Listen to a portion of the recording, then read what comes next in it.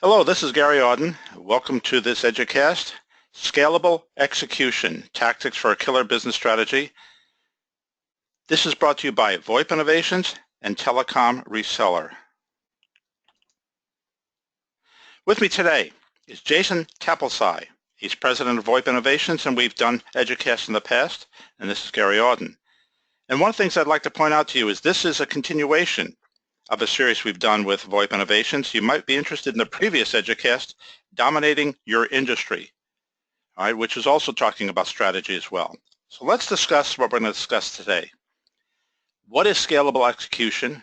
Why are people so important as a resource? It may sound funny, but if you're not happy, how well do you work? And let's talk about happiness in the job and in your execution of your work.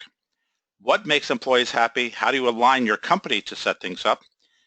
3 points: priorities, data, and rhythm are important, and then how your behavior can modify what happens. Because when you talk about people, although you have money, you have great ideas, if you don't have a good set of people who are following what you're trying to do, you're not going to have a successful organization.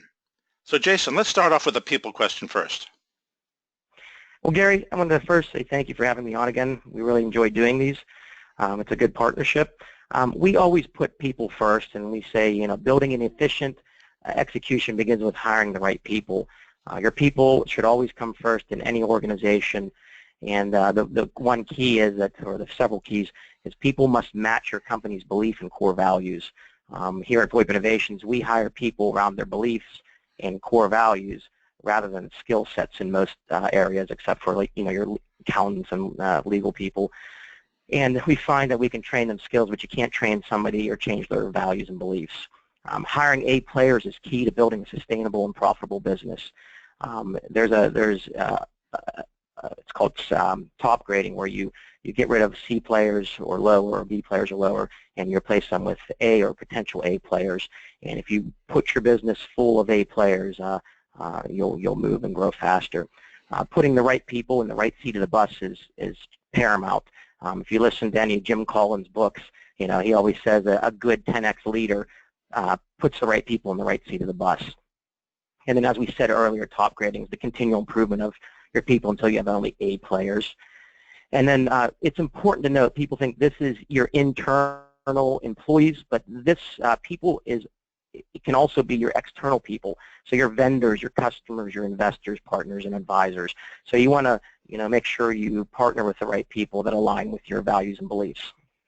People use the word happy an awful lot, but actually it's quite important, because I found if I like what I do it well without even trying that hard.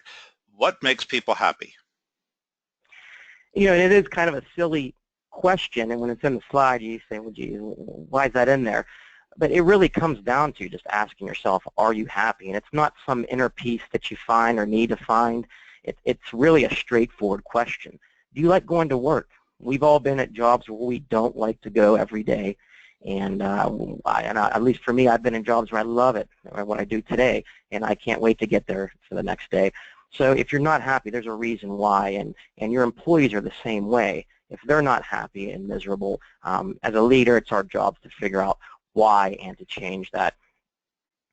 And then, would you enthusiastically rehire everybody? This is a tough question to ask yourself, and you have to be brutally honest with yourself. Would you hire that person again if you were to rehire them today? And if you can't be truthful with yourself, then you're going to have C or below players. And then one of the important things it's the toughest for any leader is, we all have employees that were great up to a certain point of the company, and it grows. We always say that if you don't keep up, the company will outgrow you.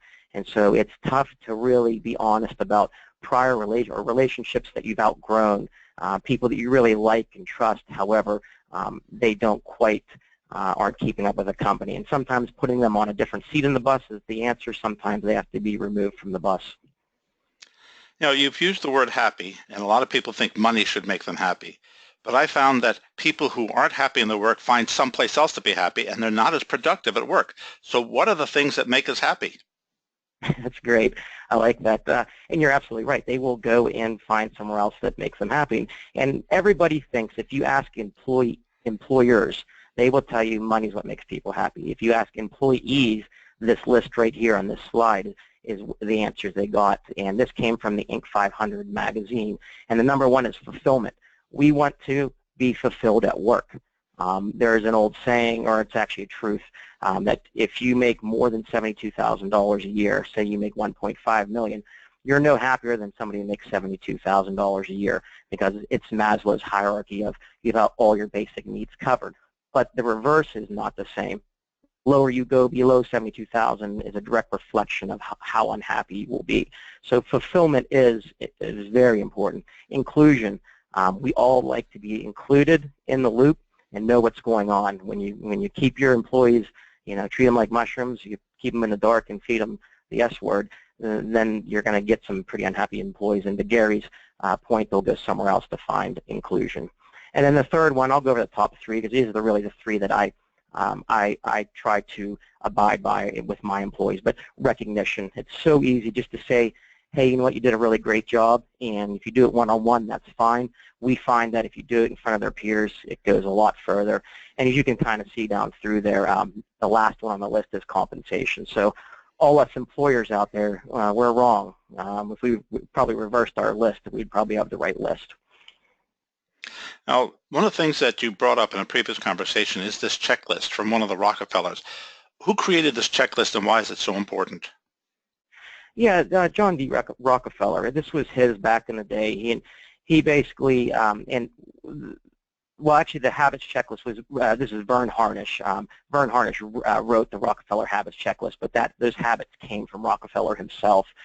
And Vern Harnish, his two books, Mastering the Rockefeller Habits and the Scaling Up books, are two great books. And pretty much everything that I've aligned my business around is with that information. And it simply is a powerful tool that helps business leaders align their organization. An organization will only succeed if it's aligned. And these 10 items, these 10 tools to align your company, each item has four boxes below it that are going to, so for example, the executive team is healthy and aligned. And there's 4 things underneath each one of these that you check off to say, hey, yes, we are healthy and aligned. And I'm not going to go down through each one of these, but I'll go through some of the key ones. Everyone is aligned with the number one thing. It's so important that everybody knows what the number one thing is. Communication rhythm is established. Your daily huddles, your weekly meetings, that rhythm is the heartbeat of any organization. You have to sign accountability to ensure goals are met. Without accountability, things will tend to slide. You want to listen to your employees and collect all their feedback, and you want to take that feedback and do something with it. You want to make sure your core values and purpose are alive in the organization, and that your employees can articulate the company's strategy. If they don't know the strategy, then they can't articulate it. And you also want to be able to, your employees need to be able to know whether they had a good or bad week, quantitatively, whether they had a good or bad week. And is the plan and performance, are they visible to everyone in the company? Again, you don't want to treat people like mushrooms. We can't make the plan top secret. It's got to be, everybody's got to be on board.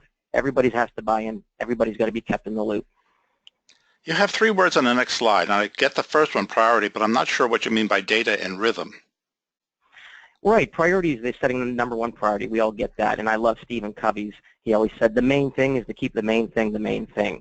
And organizations with too many priorities have no priorities, and every employee should know and understand how they can impact the number one priority. Those are key, so that speaks for itself. Data, back in the day, it was, they called it big data. So large companies had databases, and they were able to mine the data and see trends and patterns and make more intelligent decisions. Any more data has become, it's available to all of us, large and small companies, and now we're able to make more informed decisions on data that we get from our databases or our systems. But that's only half the part of data. That's what everybody knows. The human intelligence part, talking to your employees, your vendors, your customers, this is where you get the best data on where your market is and where it's going. And so you need to talk about human intelligence in weekly and monthly meetings to keep all that data flowing. And then rhythm is your meeting rhythm. We talked about it earlier. It's the heartbeat of any organization. Every organization should have a daily huddle. We get together for 15 minutes. We stand. Is there any stucks that we have, or is there any help that we need? That's it. Weeklies, you dive a little bit deeper. Monthlies, a little bit deeper. Quarterlies turn into strategic meetings, and annuals is your strategic planning meeting. So this rhythm brings focus and alignment, providing an opportunity to solve problems more quickly. One of the problems I find with a lot of meetings is actually quite a waste of time. And I wish people would just sort of get to the point and then move on and we know what to do. So I think what we actually need is your term, lean methodology. Lean, this is a neat terminology. We learned this a couple years back over at the Gazelle's Leadership Summit, which if you haven't heard or have attended, I would highly recommend looking it up. And Vern Harnish puts that on as well. But lean methodology is that they believe that the enemy is the waste. It exists in all of our lives, every day, and everything we do. And if you really look at your daily life as you go through your day, you'll see a lot of places where the process could be better. There's a lot of waste there. So lean is a philosophy based on lead time reduction from customer order to delivery. How can we drive out all the waste in a company in order to make it as efficient as possible? Reducing lead time makes an organization more flexible and responsible, and the lean set of tools help reduce waste, where waste is defined as any non-value added process. So the whole reason we use lean is that we try to create order, not chaos. And so that's what lean is. In the next slides, we'll dive a little bit deeper into it. You use the term waste, and to me, when you have a lot of this waste, it's also distracting. So it actually has me underproducing when I don't get rid of the waste. You're absolutely right. There's two foundational principles, eliminating waste and continual improvement. Those are the two principles for the lean methodology. And the first one, eliminating waste, they have the 8 deadly wastes. And going down through those is the first one's overproduction, producing more product than what's sold. Overprocessing sounds like overproduction, but it's a little bit different. It's taking more steps to complete the necessary goal than what's needed. Motion as unnecessary distance or physical movement to complete a task. It might be in a business setting how far it is to go to the printer. Waiting, unnecessary idle time. This is probably mostly dealing with like our vendors and maybe customers where you have something off to them and you're waiting for it to come back. Again, if you align with your core values and beliefs and you pick the right partners, that shouldn't be an issue. Transportation, unnecessary transportation means, and for business sense, that might be we picked an office where the lunch spots are 15 minutes away, and so there's unnecessary transportation needs and waste of motion to get to those destinations. Inventory, having too much product sitting around, it's never good. Defects, rejects that need rework, those are probably one of the worst types of waste. And then unused employee potential, and this is so important. Every employee has some skill set that us leaders don't know about. It's our job to figure out where that potential is and how to use it. One of the problems I see with what you're talking about is once you fix up the waste, it keeps coming back. And you have to keep improving. You can't just simply say, I've done it now and I'm finished. Right, and it's continual improvement. That's the second fundamental item for a lean principle, and it's fixing what bugs you every day. There's little things that bug you, and just taking the time to fix those so they don't happen the next day. There's a book called 2-Second Lean, and it talks about fixing those, making little 2-second fixes, something that saves you 2 seconds here and there. And if you do that every day across all your employees, you drive out all the waste and you make continual improvement. And there's a thing called the build, measure, learn feedback loop, and that's simply figuring out the problem, developing a minimum viability product. They call it the MVP, learning from it, and re-engineering the product. So an example of this, which sounds a little bit complicated, would be someone say we make a 35mm camera and we go through all the design and we get it and we go to beta test it and we find out that people with large hands, their fingers in front of the shutter most of the time. So that makes us have to go back, redesign it, and then go through the whole process of building the camera to a beta stage. If we would have maybe along the way built, measured, learned, provided the feedback to adjust it as we went along, we would have probably found out that people with large hands are obstructing the shutter. So that's a simple example of that. And then you want to continuously ask yourself, what will the customer care about? That's number one. And how will they define quality? And so if you do drive out the waste and everybody provides continual improvement, you'll be buying into the lean methodology. When we talk about the two fundamental foundational principles you're talking about here, it's not a matter of people know automatically how to do this. It's really up to the leader to get people to do this. Right, and lean leaders, they have a certain set of behaviors, and they know how their business serves their customer. They're very in tune with that, and they laser focus on that. They understand their customers' wants, needs, and the value that they have. You know, there's a big difference between a want and a need, and the value that they may perceive versus what you as a business owner perceive. They provide services and products to fulfill the above categories. They ask open-ended probing questions. Lean leaders aren't egotistical. They don't have to be right. They're not. They want to ask questions to probe and hear what everybody else has to say. A continuous improvement mindset, and they always challenge the status quo. So their mindset is always we could get better, and the status quo is not a good place to be. Understanding that customers' wants and needs will change. This one we see a lot of leaders fall into this trap. What got us here today will not get us there tomorrow. Things change. Focus on process to gain results. If you can laser focus on your process, drive out all the waste and continue to improve it, you will see major results in your company. And last, which is probably the most important, you want to create a culture to sustain improvement by encouraging lean behavior. So, and that's you know, having teams of teams and empowering your employees to think that same way and to make changes.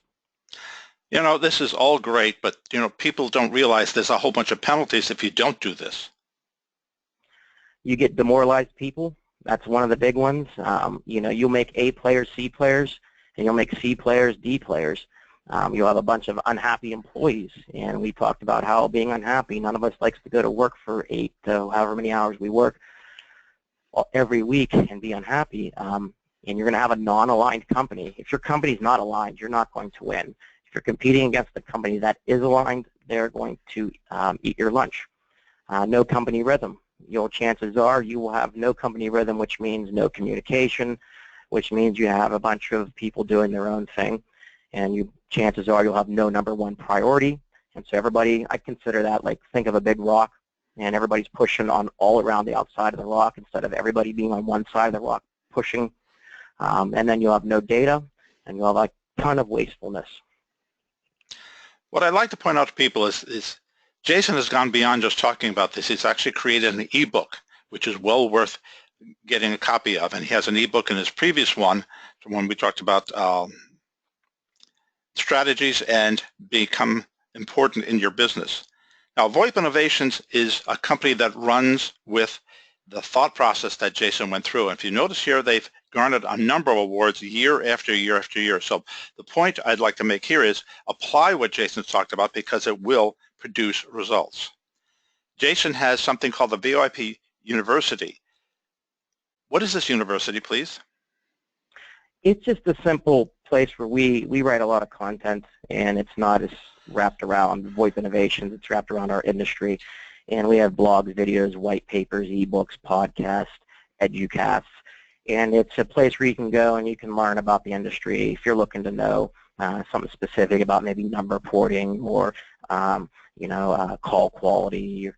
We probably have written something on it. We have a pretty intensive website that has, you know, thousands of pieces of content on it. So it's definitely worth looking at, and it's on the website. If you're a customer, it's in the back office as well.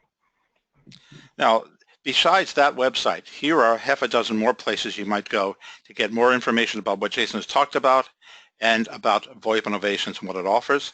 If you're interested in VoIP Innovations, here's the contact information. Corey Potts is VP of Sales, and I'd urge you to contact them because you'll learn something from them. Thank you very much, Jason. Thanks, Gary.